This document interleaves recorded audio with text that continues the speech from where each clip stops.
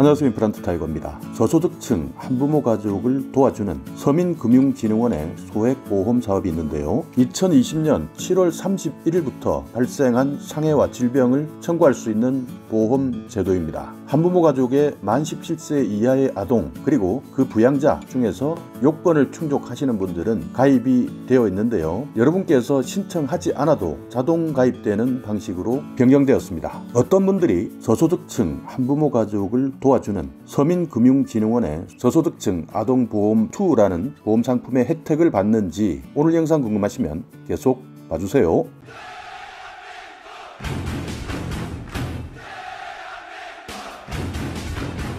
네, 서민금융진흥원에서 저소득층 한부모 가족의 부양자와 만 17세 이하 자녀를 지원하기 위해서 가입한 보험 상품입니다. 그러니까 서민금융진흥원이라는 곳에서 서민 중에서도 특히 한부모 가족의 부양자 그리고 만 17세 이하 자녀 이분들에게 지원해주는 정책인데요. 한부모 가족 중에서 만 17세 이하 아동 그리고 친권자, 부양자라고 그러죠. 두 가지 요건을 충족해야 받을 수가 있는데요. 한부모 가족 아동 양육비 지원 대상자에 해당이 되면서 생계급여나 의료급여 대상자가 아닌 분들을 말합니다. 그러니까 이 두 가지 기준을 모두 충족하신 분들이 가입이 되는 것인데요. 기존에는 신청을 받아서 가입을 했다면 이번 보험 상품은요, 신청을 하지 않았는데도 불구하고 가입 대상자다 하면 가입 절차 없이 모두 가입이 되어 있는 것이죠. 그러니까 여러분께서 지금 현재 한부모 가족 아동 양육비 지원 대상자이면서 생계급여나 의료급여 대상자가 아닌 한부모 가족이다 라고 한다면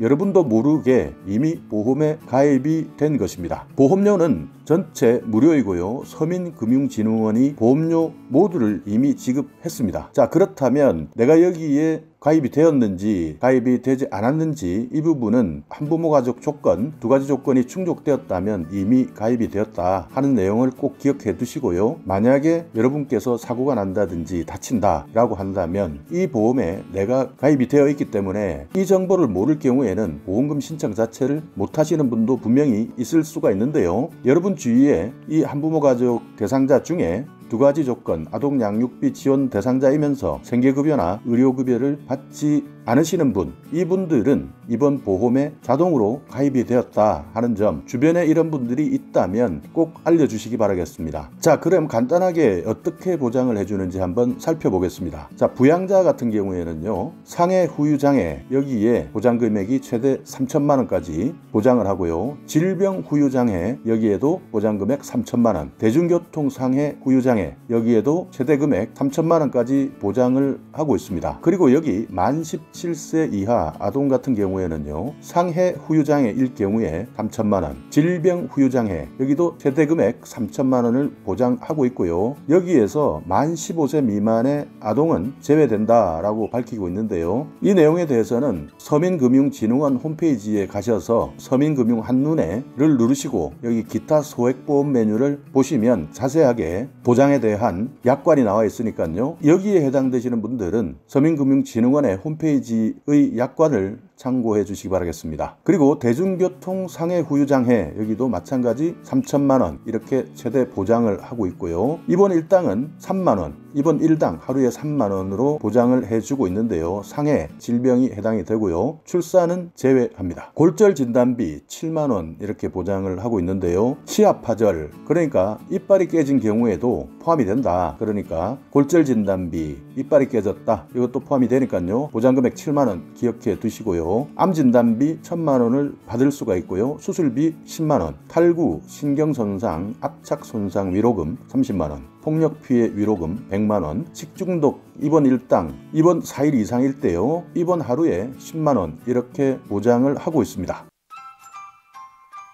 보험금 청구는요, 2020년 7월 30일부터 발생한 상해, 질병을 청구할 수 있습니다. 그러니까 7월 30일까지 있었던 상해나 질병에 대해서는 보험금을 청구할 수가 없고요. 이런 상해 사고 또는 질병 발생 이후에 3년 동안은 보험금을 신청할 수가 있습니다. 그러니까 2020년 7월 31일 이후부터 만약 다치셨다라고 한다면 3년 이내에는 보험금을 청구할 수 있으니까요. 이 제도에 대해서 여러분께서 잘 기억해 놓으셨다가 혹시 이 날짜 7월 31일 이후에 발생한 상해 질병일 때는 보험금을 탈 수 있다 하는 점 꼭 기억해 두시기 바라겠습니다. 보험금을 어떻게 받을 수 있느냐, 이렇게 보험금을 받는 방법에 대해서도 3가지가 나와 있는데요. 가장 간단한 것은 아무래도 전화나 팩스로 청구하는 것인데요. 보험금을 부양자 또는 아동이 청구를 하게 되면 보험금 지급 심사를 통해서 보험금을 지급하는데요. 아동보험금 접수센터 023471번에 5116번 여기 전화를 통해서도 보험금을 접수할 수가 있고요. 팩스는 070-4758-9556 그리고 이메일은요. fjclaim fjins@fjins.co.kr 이렇게 이메일이 되어 있는데요. 이메일은 거의 이용하시는 분이 드물 것 같습니다. 카카오톡 채널도 있는데요. 서민금융진흥원 아동보험 접수센터 카카오톡을 통해서도 청구가 가능하고요. 콜센터는 국번 없이 1397번을 누르시면 되겠습니다.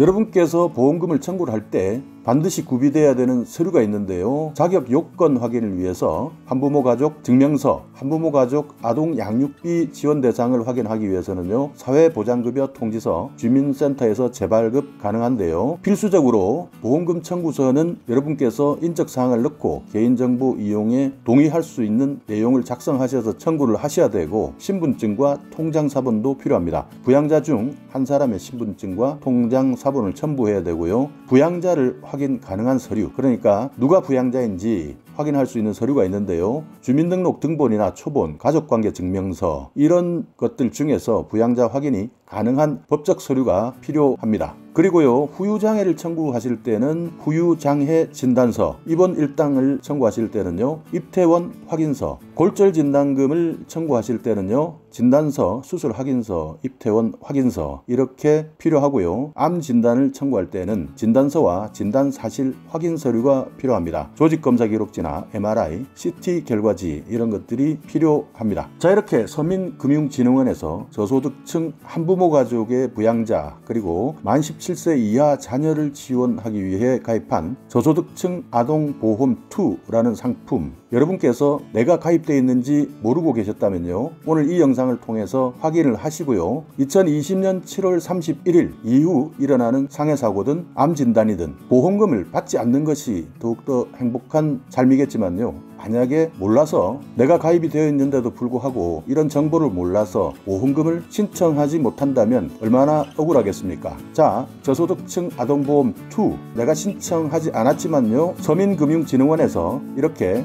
자동 신청해서 내가 보험의 혜택을 받을 수 있다라는 내용 꼭 기억하셨어요. 여러분의 안전하고 행복한 생활 되시기 바라겠습니다. 자, 오늘 영상 여러분께 조금이나마 유익한 정보가 있었다면요. 오늘도 구독 그리고 좋아요 부탁드리겠습니다.